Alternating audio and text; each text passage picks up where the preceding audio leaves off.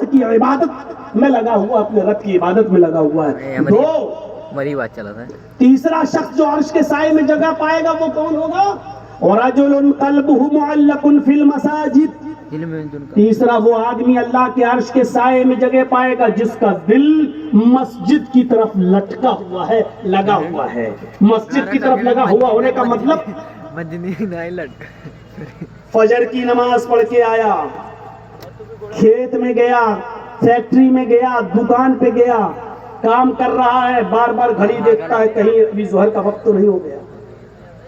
اور جیسے ہی ظہر کا وقت ہوا فوراً مسجد کی طرف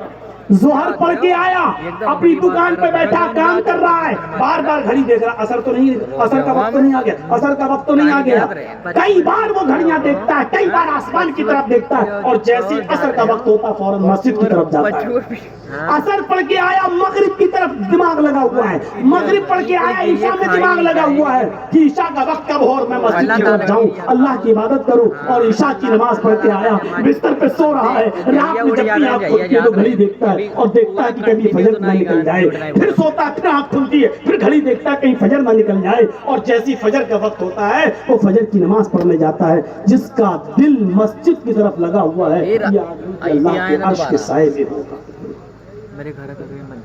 حضرت مصعب رضی اللہ تعالیٰ عنہ ایک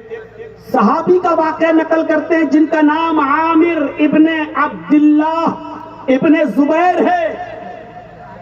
حضرت مصعب نے عامر ابن عبداللہ ابن زبیر کا واقعہ نقل کیا کہ وہ بستر پہ تھے، بالکل مرض الموت میں مبتلا تھے، بچنے والی کوئی امید نہیں تھی، اتنے بیمار تھے کہ وہ کب چلے جائیں، اب گئے کہ تب گئے، اس کنڈیشن میں ہیں۔ کون؟ عامر ابن عبداللہ ابن زبیر، اور ان کے کانوں میں اذان کی آواز جاتی ہے۔ میرے ساتھیوں نوٹ کرنا، یہ اذان مغرب کی تھی، ان کے کانوں میں اذان کی آواز جاتی ہے، اللہ اکبر اللہ اکبر۔ عامر ابن عبداللہ ابن زبیر اپنی اولاد سے اور اپنے رشتہ داروں سے، اعزاء و اقارب سے کہتے ہیں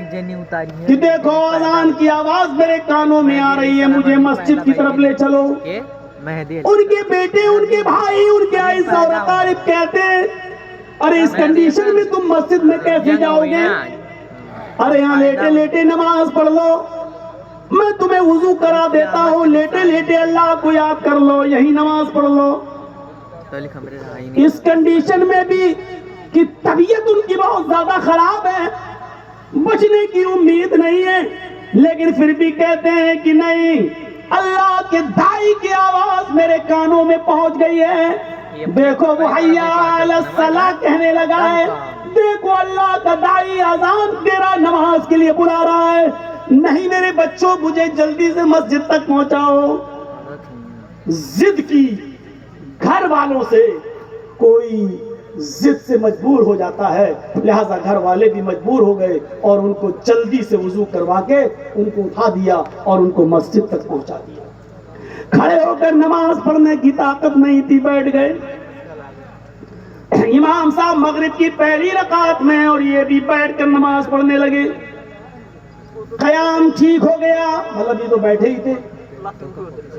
رکوع میں گئے، رکوع بھی صحیح طریقے سے کر لیا،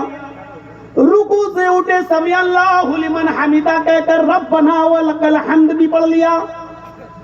اللہ اکبر کہہ کر امام جب سجدے میں گیا تو انہوں نے بھی سجدہ کیا،